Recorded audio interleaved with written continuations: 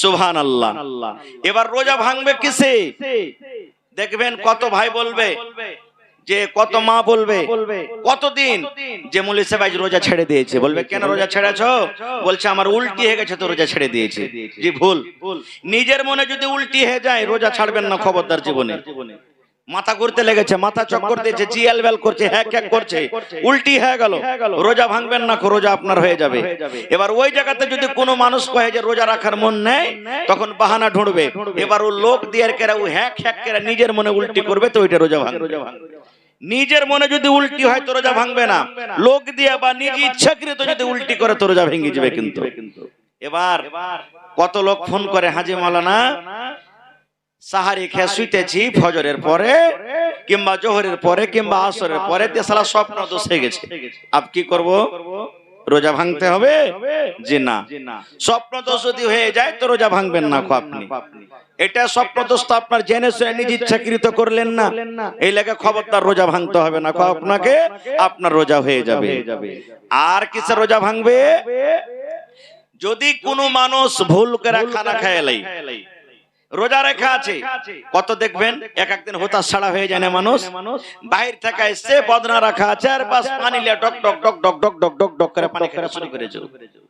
এবার ভাত খেতে শুরু করেছে, মুড়ি খেতে শুরু করেছে, ভুলে আছে ও জানে না যে আমি রোজা আছি, বেখিয়ালিতে পেট ভরাও যদি খেলাই আর ওর মনে আছে রে যা কি হলো, আল্লাহ যা যা যা যা, আবে আমার রোজা শেষ হয়ে গেল, যা আমি তো ভুল করে পানি খেয়ে এলাম, ভাত খেয়ে এলাম। আল্লাহ রাসূল বলছেন তোমার রোজা হবে, তুমি ভুল করে খেয়েছো, এই জন্য তুমি পেট ভরাও খেয়ে থাকো, তোমার রোজা হবে, তুমি রোজা ভাঙিয়ে নাও। এবার যদি ওপর ওপর ভুলেছে আর ভিতর ভিতর মনে আছে তো হবে ভাই? হবে জি ভাই? হবে না। নিজের মনে যদি খেয়ে নেয় তাহলে কিন্তু রোজা হবে না তার। ভাই আমার, এবার রোজার হালাতে বিবির সাথে রোজা অবস্থায় মিলন করা আল্লাহ হারাম করে দিয়েছেন। ইফতারের পর থেকে নিয়ে ফজর আজান পর্যন্ত হালাল, রাতের বেলাতে যত পারেন কেউ মানা করবে না, কিন্তু দিনের বেলাতে রোজার হালাতে আল্লাহ তাবারাক ওয়া তাআলা হারাম করে দিয়েছেন, মিলন করতে পারবেন না। এবার যদি কোনো মানুষ যদি বলে যে মাওলানা থামতে পারিনি, ভুল হয়েই গেছে, বিবি চোখের সমাতে ঘুরছে সব সমাতে, হ্যাঁ আমি থামতে পারিনি, তার সাথে মিলন করে নিয়েছি, তাহলে কি করব? তোমার হাদিস শুনেন কি করতে হবে। আল্লাহর নবী একদিন বসে আছেন, রাসূল একদিন বসে আছেন, আর একজন সাহাবী এসে রাসূলকে বলছে ইয়া রাসূলুল্লাহ ওয়াকাতু আলা ইমরাতি ওয়া আনা সাইম। আল্লাহর নবী গো, আমি আপনার বন্ধু, আপনার সাহাবী, রোজার হালাতে নিজের মনটাকে আমি থামতে পারিনি গো নবীজি। ওয়াকাতু আলা ইমরাতি ওয়া আনা সাইমুন, রোজার হালাতে আমি বিবির উপরে সওয়ার হয়ে গেছি, কিংবা রোজার হালাতে বিবির সাথে আমি মিলন করে নিয়েছি। ডাইরেক্ট নবী কেসা বলছেন সাহাবী, হুজুর ভুল হয়ে গেছে আমার দ্বারাতে। কি ভুল হয়েছে জি? বলছে আমি রোজার হালাতে বিবির সাথে আমি গোলমাল করে দিয়েছি। এবার রাসূল বললেন ও আল্লাহর বান্দা তুমি শুনে নাও, রোজার হালাতে বিবির সাথে তুমি মিলন করেছো, এটা পাপের কাম করেছো রে বাবা, এটা গুনার কাম করেছো, এটা তোমার দ্বারাতে ভুল হয়েছে, গুনাহ হয়ে গেছে। তাইলে বাবারে শুনে নাও, আল্লাহ রাব্বুল আলামিনের পক্ষ থেকে 3 খানা তোমাকে জরিমানা করা হয়েছে, তোমাকে 3 খানার মধ্যে একটাও তোমাকে আদায় করতে হবে। যদি তুমি আদায় না করো তাহলে আল্লাহ রাব্বুল আলামিন তোমার এই গুনাহটাকে maaf করবেন না।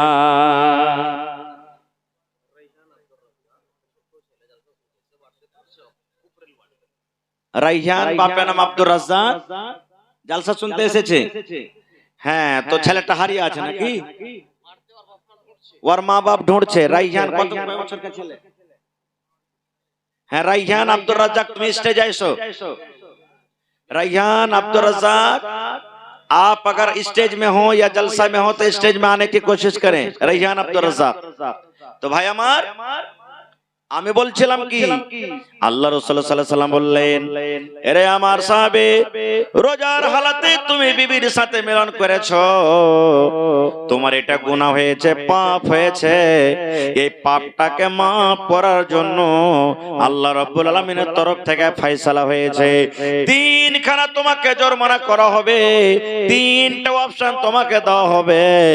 তিনটার মধ্যে একটাও যদি তুমি আদায় না করো, আল্লাহ রাব্বুল আলামিন তোমার এই গুনাহকে মাফ করবেন না। এ আমার ভাইয়েরা, মায়েরা, খালারা শুনিলেন। এক নম্বরে নবী বললেন, ও আমার সাহাবে, রোজার হালাতে তুমি বিবির সাথে মিলন করেছো, তুমি বাড়িতে চলে যাও, আর বাড়িতে যাওয়ার পর তুমি একটা গোলাম খরিদ করে তুমি আজাদ করে দাও। যাও।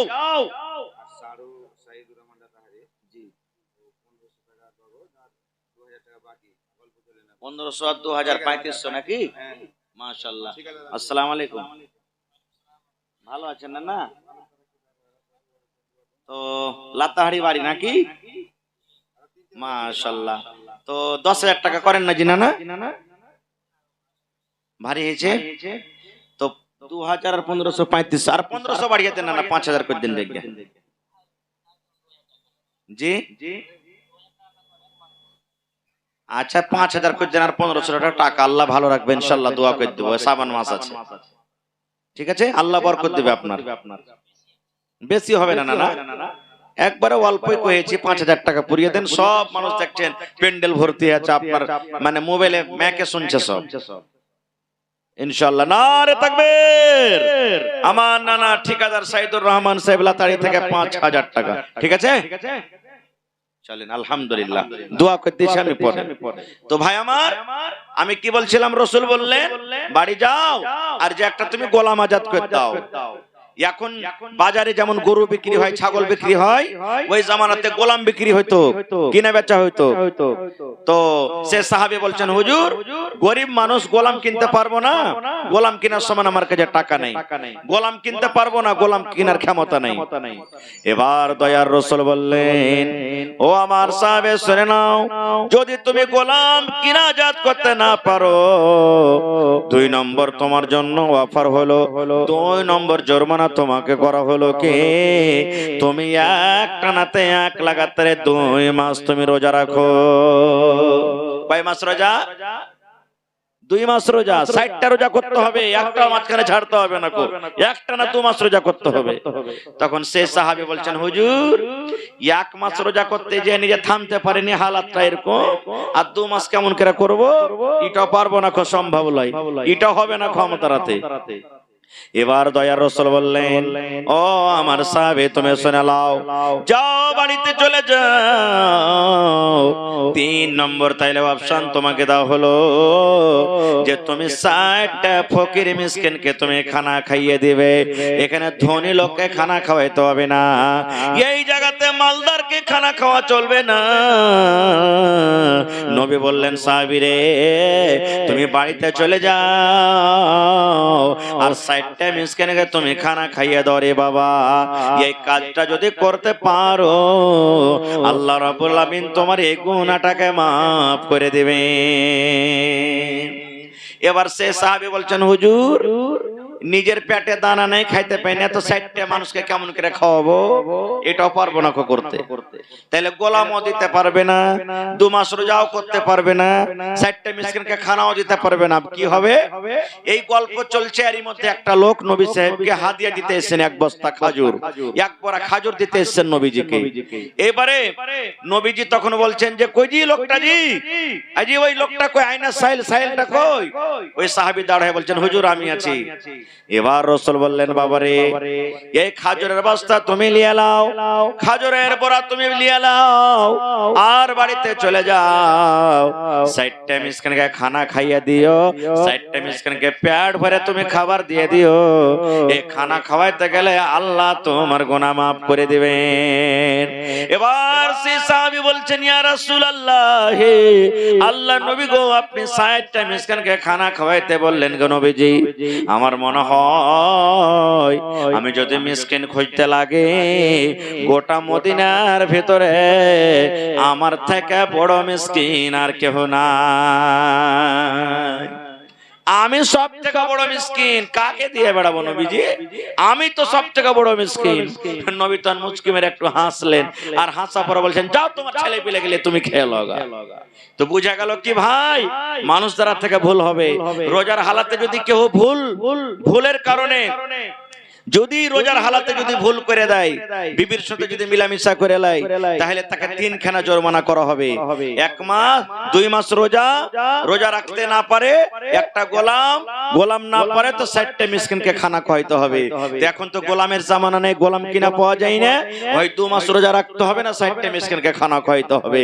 ভাই এই দুটা কাজ না করতে গেলে আল্লাহ তাবারাক ওয়া তাআলা গুনাহ maaf করবেন না গো। ভাই মুসলমান, এই রোজার মাসের অনেক ফজিলত আছে। আল্লাহ রাসূল সাল্লাল্লাহু আলাইহি ওয়াসাল্লাম বলেছেন, যখন রমজান মাসের চাঁদ উঠে যায়, রমজান মাসের পশ্চিম দিকে যখন চাঁদ উঠে যায়, আল্লাহ তাবারাক ওয়া তাআলা ফেরেশতাকে ডাক দেয়, বলেন ফেরেশতারে জাহান্নামের সমস্ত দুয়ারকে বন্ধ করে দাও। সমস্ত জাহান্নামের দুয়ারকে বন্ধ করে দেওয়া হয়। আল্লাহ বলেন সমস্ত জান্নাতের গেটকে খুলে দেওয়া হয়, সমস্ত জান্নাতের গেটকে খুলে দেওয়া হয়। এবার আল্লাহ রাব্বুল আলামিন বলেন, মারদুদ শয়তানকে তোমরা মোটা মোটা বড় বড় মজবুত জিঞ্জির দেয়া থাকে তোমরা বেঁধে দাও। এবার মোটা মোটা জিঞ্জির দিয়ে শয়তানকে বেঁধে দেওয়া হয়। ওরে সুবহানাল্লাহ, তাহলে রমজান মাস আসতে গেলে জাহান্নামের দুয়ার বন্ধ হয়ে যায়, জান্নাতের দুয়ার খোলা হয়, আর শয়তান ইবলিসকে জিঞ্জির দিয়ে বেঁধে দেওয়া হয়। এই জন্য বান্দে, আমার বান্দারা 1 মাস রোজা রাখবে, আমার বান্দারা 1 মাস তারাবি পড়বে, আমার বান্দারা 1 মাস তেলাওয়াত করবে, যেন আমার নেককার দিনদার বান্দা বান্দিকে যেন ইবলিস শয়তান নিজের চালে ফাঁসাইতে না পারে। নারে তাকবীর। ভাই আমার, তাহলে এই রমজান মাসের অনেক ফজিলত আছে। আল্লাহ বাঁচিয়ে রাখে, ইনশাআল্লাহ এই বিষয় নিয়ে আবার কোনদিন আলোচনা করব। তো ভাইরে, এই রমজান মাসের একটা আরো ফজিলত আছে, শাহরু রমজান আল্লাযী উনজিলা ফীহিল কুরআন। আল্লাহ রাব্বুল আলামিন নিজের পাক পবিত্র কিতাব কোরআন এই রমজান মাসে আল্লাহ রাব্বুল আলামিন নাযিল করেছেন রে বন্ধু। এই পাক পবিত্র কোরআনে আল্লাহ নাযিল করেছেন। কোন রাতটাতে আল্লাহ নাযিল করেছেন, কোন রাতটাতে আল্লাহ কোরআন দিয়েছেন? আল্লাহ রাব্বুল আলামিন কোরআনের অন্য জায়গাতে বলছেন, ইন্না আনজালনাহু ফি লাইলাতুল কদরে ওয়া মা আদরাকা মা লাইলাতুল কদর লাইলাতুল কদরে খায়রুম মিন আলফি শাহর। এই মুসলমান, আল্লাহ বাচ্চারা কি ইনশাআল্লাহ বিষয়ে কোনদিন আলোচনা করব রে বন্ধু। তবে জেনে রাখেন, আল্লাহ রাব্বুল আলামিন এই পাক পবিত্র কোরআন, ওরে আল্লাহ এই কোরআনটাকে রমজান মাসে আল্লাহ রাসূল আল্লাহ নাযিল করেছেন। এবার কোরআনের ব্যাপারে নবী বলেছেন, মান কারা হারফান মিন কিতাবিল্লাহ, আল্লাহর কিতাব কোরআন থেকে যে একটা হরফ পড়বে, ফালাহু হাসানাতুন, তার জন্য একটা নেকি, ওয়াল হাসানাতু বিআশারি আমসালিহা, আর একটা নেকি হলো 10টা নেকির সমান। রাসূল বলেছেন, লা কুলু, আমি এই কথা বলবো না, আলিফ লাম মিম হারফুন, কোরআনে যে আলিফ লাম মিম আছে এটা হলো একটা হরফ। রাসূল বলছেন, ওয়ালাকিন, আমি এই কথা বলবো, আলিফুন হারফুন, আলিফ হলো একটা হরফ, লামুন হারফুন, লাম হলো একটা হরফ, ওয়া মিমুন হারফুন, মিম হলো একটা হরফ। তাহলে আলহামদুলিল্লাহ, এই দেখেন আলিফ একটা হরফ, লাম একটা হরফ, হা একটা হরফ, মিম একটা হরফ, দাল একটা হরফ। আল্লাহ রাসূল বলেছেন, যদি কোনো মানুষ একবার আলহামদুলিল্লাহ পড়ে, সুবহানাল্লাহ, 5টা হরফ আছে, আর 5খানা নেকি পেয়ে গেল, আর প্রত্যেক নেকির বদলাতে আল্লাহ 10 গুণা বাড়িয়ে দেবেন। মানে একবার যদি আলহামদুলিল্লাহ পড়েন মুসলমান, এ আমার মায়েরা খালারা, তাহলে আল্লাহ রাব্বুল আমিন 50খানা আপনাকে নেকি দান করবেন।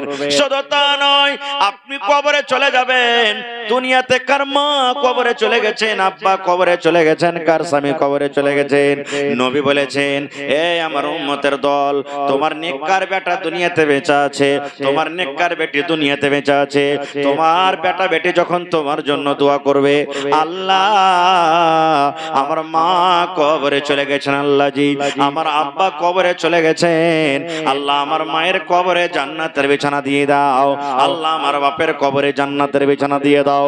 কিংবা ওই মা বাবার জন্য যখন ওই মেক্কার বেটা বেটি কোরআন পড়বে, আল্লাহ রাব্বুল আমিন তার ফজিলত তার নেকি মা বাবার কবরে অনলাইন আল্লাহ পৌঁছে দেবেন।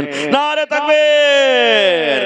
ভাই এই পাক পবিত্র কোরআনের জন্য যেখানে আপনাদের মেয়েরা বেটিরা বোনেরা পড়ালেখা করছে, দেখি ভাই একটা লোক 10,000 টাকা দান করতে পারবেন? একটা লোক 20,000 টাকা দান করতে পারবেন? দেখি 5টা লোক 5,000